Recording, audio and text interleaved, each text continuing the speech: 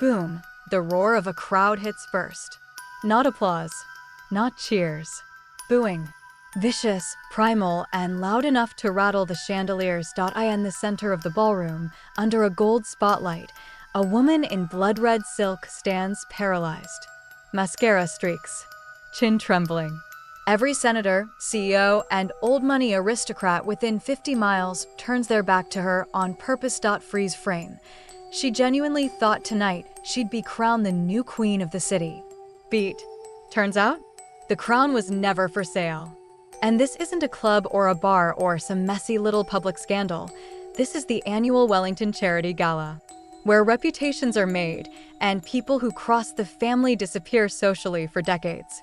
The Wellingtons didn't just have money. They built the city for 3 generations and then ran it for 2 more just for sport. Banks? Wellington owned. Hospitals? Wellington funded. Museums, orchestras, private schools, foundations. If it had a fancy ribbon or a donor wall, it had Wellington on it somewhere. Publicly, they were philanthropic royalty. Privately, they treated society like a chessboard and everyone else like pawns who should feel honored to even be used. Their eldest daughter, Eliza Wellington, was the quiet power. Not loud, not flashy. She didn't need a peacock. She had the last name, the legacy, and an ability to freeze a room without raising her voice.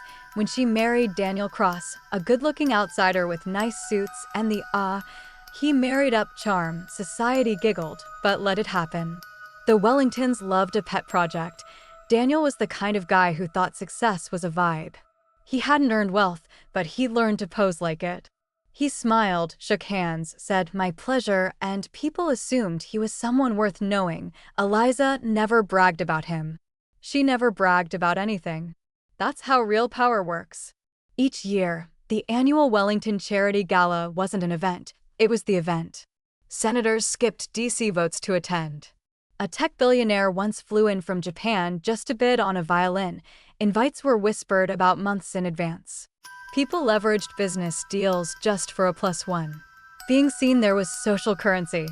Being uninvited was a polite form of exile. This year's theme? Legacy and light. Cute. Predictable. Rich people love metaphors that make suffering feel poetic, and this is where the first domino falls. Because months before the red dress free-frame catastrophe at the start, Daniel and Eliza looked like a stable, boring, well-funded couple who would host yet another flawless night. If only. Daniel had grown addicted to the access, to the way doors magically opened because of who he married. To be referenced as Wellington adjacent, which he took as more than enough proof that he belonged. But belonging isn't the same as ownership. And Daniel never learned the difference. The Wellingtons gave him the corner office at the family foundation, the salary that was more symbolic than Ern the tailor, who pretended his taste in suits wasn't slightly tacky, it was all spoon-fed. And Daniel, like many men who get lucky, mistook privilege for destiny. Around this time, whispers began about a woman, not polite society gossip, but that specific type of curiosity reserved for people who don't belong but think they do. She showed up at charity lunches nobody remembered inviting her to. She tried complimenting old money wives on their jewelry, a rookie mistake. New money flaunts. Old money doesn't acknowledge shiny things. No one said her name then. Not out loud.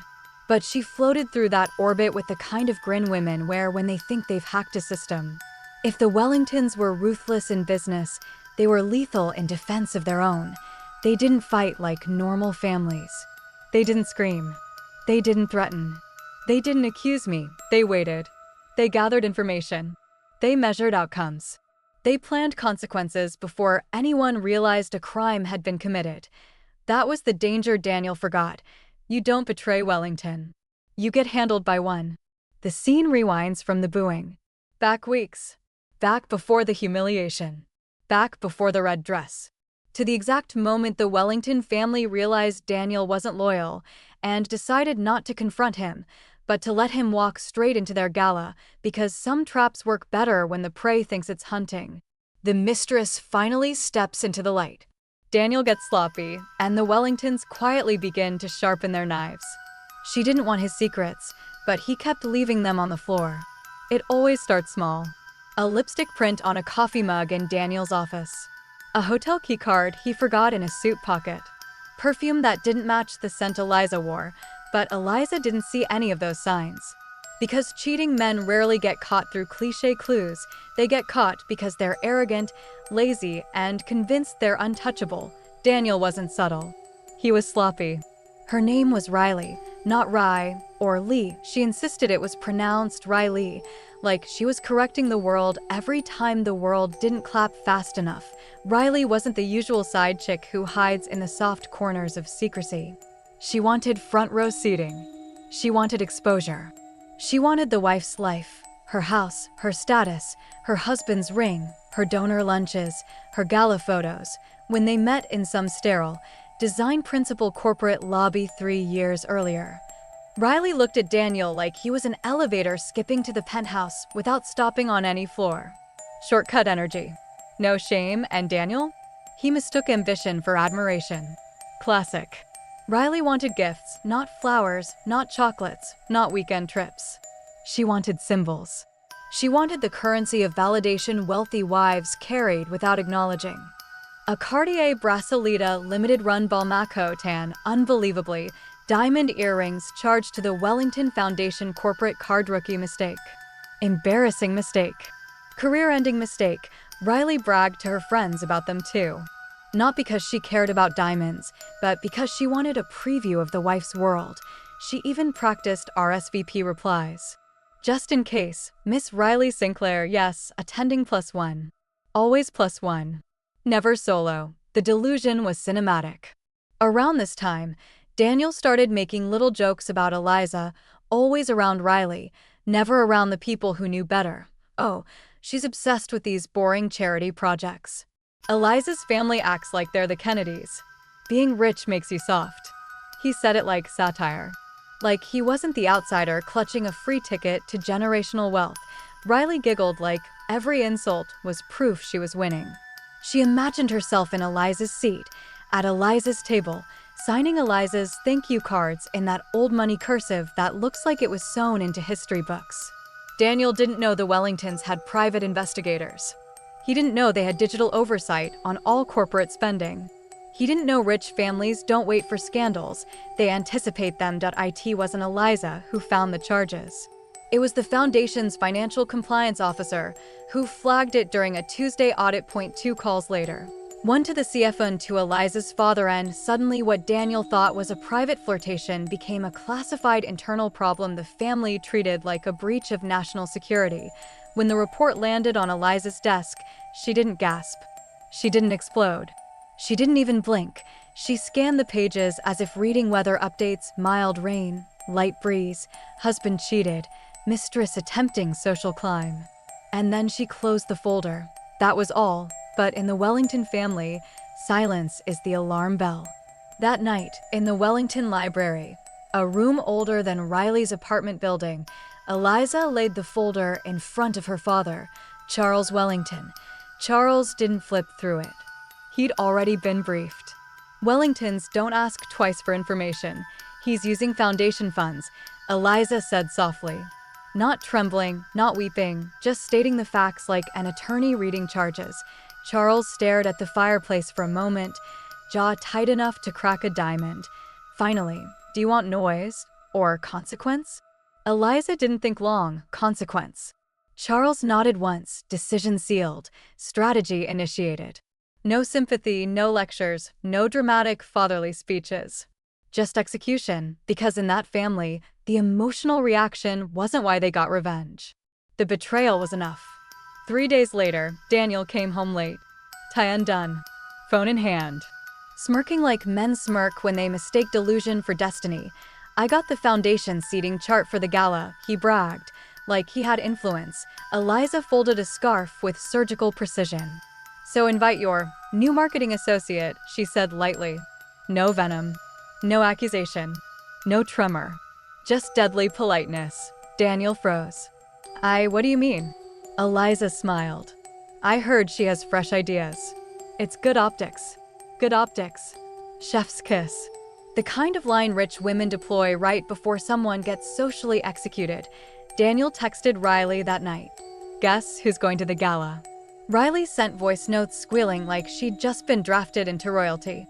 And here's where viewers lean in. Eliza didn't confront him, didn't stalk Riley's socials, didn't scream. She did nothing because nothing is terrifying. Nothing means planning. Nothing means someone with power is moving pieces you can't see. Charles delivered one single line during breakfast, knife slicing through a pear as if it were metaphorically Daniel's throat. Let them come to the gala. Beat, I'll handle it. The husband thought he'd been accepted. The mistress thought she'd been chosen. But the Wellingtonians don't invite rivals. They invite targets. The trap takes shape. The seating chart becomes a weapon.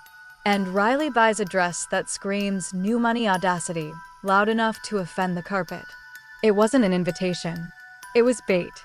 If you're watching this story, tighten your blanket and hit the like button so YouTube understands you want the next chapter unlocked. And tell me in the comments, which beautiful country are you watching from?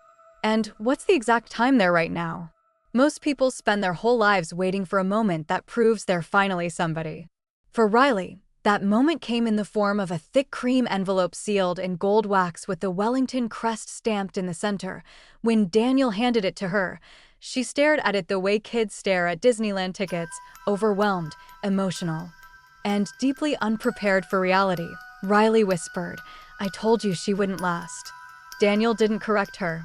He was too drunk on self-importance to realize the Wellington crest only ever arrives with a price. Sometimes it's a seat at the table. Sometimes it's the bill for dinner. This time, it was both. The next morning, Riley dragged her best friend Cam into luxury boutiques she'd never dared enter before. She wanted something that would make the old money wives look up from their whispered conversations and mutter, "Who is she?" That desire right there was her first fatal error. Old money doesn't ask to be noticed. It expects to be recognized. Riley tore through racks of gowns like she was looting after a hurricane. She tried on a cherry red, thice-lit satin piece with rhinestones that sparkled like tabloids. It screamed Vegas bachelorette meets oil tycoon's fourth wife. Cam hesitated. "Isn't it a little much?" Riley scoffed. "That's the point. They're gonna choke on it." They would, just not in the way she imagined. Across town, the Wellingtons weren't shopping. They were strategizing. In a private meeting room at the foundation, 6 staff members rearranged digital seating charts on a projector. Security briefings sat in folders. Background dossiers lay open like classified CIA reports. Charles stood at the head of the table. Seriously. Controlled. Silver hair slicked back in a way that could intimidate a judge. Her full name. Charles asked. Riley Sinclair, a staffer, replied. Occupation. There was a pause. Then, in a voice carefully polite, unclear. Influencer-type activities. Brand partnerships, social dinner events, cosmetic clinics. No corporate filings. Translation. Unemployed, but photogenic. Charles smirked. Of course. The seating chart clicked into place. Riley would be in a spotlight zone, front row, seen from every camera angle, and incidentally, the perfect proximity for humiliation. Daniel, meanwhile, wasn't seated beside her. He'd been placed 3 seats away. A tactical choice. Distance is louder than confrontation. Eliza didn't attend the strategy meetings. She didn't need to. She trusted her family and understood something Riley never learned. You don't lose status by delegating revenge. You gain it. Instead, Eliza spent the week quietly approving floral arrangements, donor lists, and auction items, performing her role flawlessly while her husband waited for the fight she would never give him. Daniel kept trying to provoke emotional proof he was winning. You're okay with Riley coming, right? He prodded one night. Eliza folded linen napkins like she was prepping for a war dinner. Of course, she said. We should welcome new faces. Daniel missed the blade hiding under that sentence, but viewers won't. By Thursday, rumors circulated among the city's service workers, the ones who know more secrets than any billionaire ever will. In the kitchens, chefs whispered, they're bringing the mistress? Bartenders exchanged looks. Charles let that happen? Something's up. But staff are Switzerland in these wars. Neutral observers. Paid to notice, not react. Saturday Los Angeles-style sunshine rolled off the marble steps of the Wellington Civic Hall as black cars pulled up one by one. Riley's driver opened the door, and she emerged in the infamous red dress, glossy, loud, and aggressively begging for press coverage that wasn't even invited. People didn't stare because she looked stunning. They stared because she looked wrong. Old money wives glanced once and clocked her instantly. Too bright, too eager, too thirsty. Social class is its own dialect. Riley didn't say it. Daniel walked beside her grinning like he'd finally leveled up.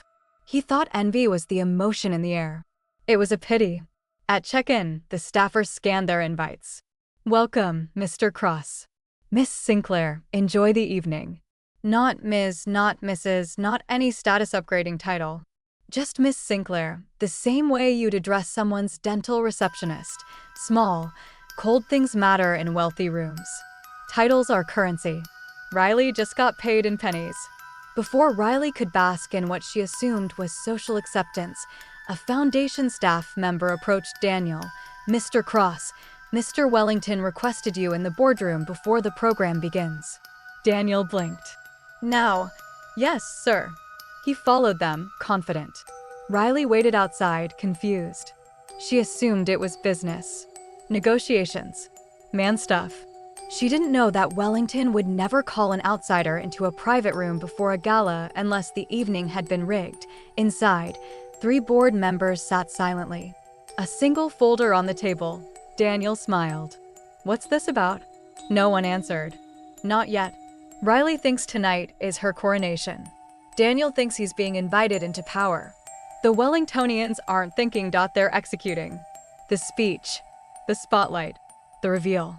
And the booing was heard across the city. When old money goes quiet, somebody's about to get socially executed. By the time Riley finished her first flute of champagne, the room had already read her. That's the thing about power. Real power doesn't introduce itself. It evaluates. It observes. It waits until speaking becomes unnecessary. The Wellington Gala was not a party.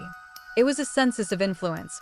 Senators near the front, judges near the bar, CEOs positioned like chess pieces, and the wealthiest donors arranged in a constellation of clout so precise it could have been mapped by NASA. Riley thought she was stepping into high society. She was actually stepping onto a stage built for sacrifice. The lighting dimmed to candle warmth. String quartet filling the air with the kind of classical music people pretend to recognize. Waiters gliding past like chess rooks carrying caviar and aged champagne, every detail whispered heritage. What Riley didn't understand was that heritage carries its own rules, and one of those rules is that outsiders don't rewrite the hierarchy. They get absorbed by it, or crushed by it. Riley scanned the room searching for Eliza, craving that moment of confrontation she believed would prove she'd won. But Eliza didn't appear flustered, bitter, or even mildly inconvenienced. She sat with her mother and grandmother, laughing softly as if betrayal was a boring topic she'd already forgotten. That was Riley's second fatal error, thinking pain is loud. In powerful families, pain is mute. Only consequences speak. At precisely 8:43 p.m., because the Wellingtons never run late, Charles Wellington stepped onto the stage. Conversation tapered into silence, like someone pulled gravity out of the room. Even the orchestra quieted mid-measure. Protocol, not fear. Though maybe both, Charles lifted his champagne glass. "Ladies and gentlemen, thank you for your continued support of the Foundation, our city's greatest legacy." His voice was the kind that carried, without shouting, the authority of a man who knew every person in the room either owed him money, respect, or opportunity. Riley nudged Daniel. "He's looking right at us." Daniel smirked, misreading the attention like amateur code-breaking. Charles continued, "This year, we are honored to welcome several new faces into our community." Riley straightened her spine, chest forward, smile ready for cameras that weren't even pointed at her. She was already picturing the headline, "Mysterious Beauty Makes Her Debut Among City's Elite." Fantasy is such a dangerous drug. Then Charles said it. "Please stand. Our special guests for the evening." The The spotlight, literal, white-hot, and merciless, swung across the ballroom and landed on Daniel Cross and Miss Riley Sinclair. Riley's heart kicked against her ribs. This was it. The coronation. The validation. The confirmation that she'd replaced Eliza not just in Daniel's bed, but in society, except no one applauded. No polite claps. No murmurs of admiration. Nothing. Silence is thicker than money. Charles waited. Let the silence breathe. Let Riley's hope inflate one last time, so it would hurt more when it burst. Then, without altering his tone, these two have shown extraordinary initiative in spending foundation resources this year. Gasps. Not loud, but sharp, like the room had been slapped. A projector snapped on behind him, and suddenly the huge screen displayed bank statements, receipts, transfers, jewelry purchases. Every transaction Daniel thought had vanished into secrecy. Cartier, Balmain, hotel suites, cosmetic clinics, diamond earrings. Charles didn't narrate. He didn't need to. The receipts told the story better than any accusation. Riley's face drained so fast you could practically hear her blood sprinting backward. Daniel whispered, panicked, "What are they doing?" Reality hit him like a tsunami made of zeros and signatures. This wasn't punishment. It was exposure. The murmuring spread subtle, vicious, and precise. Foundation funds? For a mistress? He used the family money? How humiliating. What a disgrace. Poor Eliza. It wasn't anger, not at first. It was a pity for the wife. Contempt for the outsiders. And that hierarchy matters. Pity uplifts, contempt destroys. Riley attempted a comeback because delusion and ego always do. She stepped toward the stage, heels clacking like she was marching into a courtroom. "This is taken out of context," she shouted. "This isn't, but the Wellington family doesn't argue. They don't need to win debates. They own the microphone." Charles lifted a hand softly. Security froze Riley mid-sentence before she made it 2 steps. Daniel tried to speak too. "We can explain," but Charles didn't even turn to him. That invisibility hurt worse than confrontation. Being ignored is the highest form of dismissal in wealthy rooms. To acknowledge is to legitimize. Daniel wasn't worth legitimacy. It started with a single sound, a sharp tisk from Eliza's grandmother. Not loud, but loaded with multi-generational disdain. Then another voice. Then 3. Then 10. A wave of booing rolled across the ballroom like thunder in velvet. Not chaotic, organized. Unified. Precise. It was social ostracization choreographed into music. The city's elite turning their backs, literally, on Riley and Daniel. Old money doesn't throw punches. It withdraws access. And that is infinitely more devastating. Riley's makeup streaked down her cheeks. Daniel looked like a man watching the floor fall out from under his future. For the first time, viewers feel a flicker of regret inside him, not remorse for cheating, but horror at losing the only power he ever had, proximity. Security moved in. Not rushed. Not aggressive. Just inevitable. They escorted Riley and Daniel up the center aisle. No side exists. No dignity. Every donor, every judge, every senator, everyone who mattered, watching their long walk out of relevance. But the worst part? Riley still didn't know what would happen the next morning. Neither did Daniel, and that fallout is where real ruin lives. Humiliation at the gala was just the appetizer. The entree, the part that fills you, comes silently, delivered in envelopes, terminated contracts, and frozen credit lines. By sunrise, Riley and Daniel would discover that social death is only the first stage. Financial extinction is the second. At 6:14 a.m., Daniel rolled over expecting Riley beside him, half asleep, seeking comfort in conspiracy. But her spot was cold. Her phone was gone. And in her place sat a single white envelope on the pillow. Inside, a screenshot of an email forwarded to every PR agency in 3 states. Subject: do not book, note, unprofessional, disruptive, and socially inappropriate behavior. Strong recommendation to avoid. Riley had been blacklisted, not by tabloids, not by rumors, but by the invisible network that controls who gets invited, who gets paid, and who gets allowed into rooms where connections are the currency. She hadn't just lost a man. She'd lost relevance. Downstairs, Daniel's phone detonated with notifications. Board members resigning, investors withdrawing, firms reevaluating partnerships, and one text from Charles that simply read, "Effective immediately. The foundation accepts your resignation." There hadn't been a resignation. That didn't matter.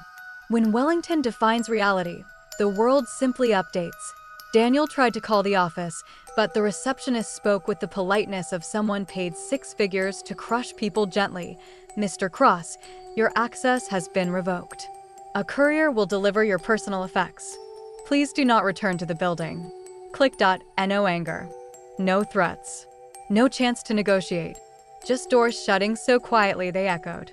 At 10:22 a.m., another courier arrived, this time with a thick folder stamped with the same gold seal that once invited him to the gala. Wellington always finishes the story with matching stationery. Inside, a divorce package. Not up for debate. Not a conversation. Just a legal fact preceded by a single handwritten note from Eliza. "You lost more than a wife. You lost a future." The prenup was carved from granite, airtight, ironclad, and blessed by attorneys who grew up playing polo with judges. Daniel got nothing. No house, no car, no access, no foundation titles, no charity board seat, no proximity to power. The only thing worse than being nobody is having once been somebody because of someone else. Riley expected Daniel to chase her, defend her, reassure her that the humiliation was temporary and the love was real. But Daniel didn't call, didn't text, didn't even ask if she was alive. The affair had always been about ego, never about loyalty. And now the only currency Riley had ever traded in attention had been repossessed. Influencers don't die dramatically. They fade quietly, one unfollow at a time. Meanwhile, the city prepared for next year's gala. A clean slate, a fresh guest list, a new headline-worthy dress code. Eliza stood in the mirror, pinning the Wellington family brooch to her gown. Not to flaunt victory, but to acknowledge lineage. Charles adjusted her bracelet, murmuring, "Power doesn't shout. It remembers." When Eliza entered the ballroom, people didn't just look. They were respected. Not out of pity for last year's scandal, but out of recognition that true power isn't the absence of betrayal. It's the ability to survive it without losing dignity. At the end of the night, as guests filtered out, Eliza stepped into a private lounge reserved for board members. On the table sat a portfolio labeled "Cross Industries Acquisition Proposal, Final Terms." Charles slid it toward her. A year ago, his company was valued too high. Now, we can buy it for pennies. Eliza skimmed the papers. The numbers were brutal, deliberate, mathematically poetic. She signed. The Wellingtons weren't just humiliating Daniel. They were buying the debt he built on betrayal. The lesson hit like a delayed punch. Eliza didn't just recover. She profited. From across the room, a senator's wife whispered, "What happened to the mistress again?" Eliza smiled politely. "Who?" And that right there was the final cut deeper than any booing could ever achieve. Forgetting someone is the highest form of erasure. Never bite the hand that feeds you. Especially when that hand owns the city, the courts, the donors, and your future. If you thought the gala humiliation was wild, wait until you hear the story where the wife invites the mistress to brunch and gets revenge without raising her voice. Hit subscribe so you don't miss the next scandal, because old money plays chess while everyone else is arguing over checkers.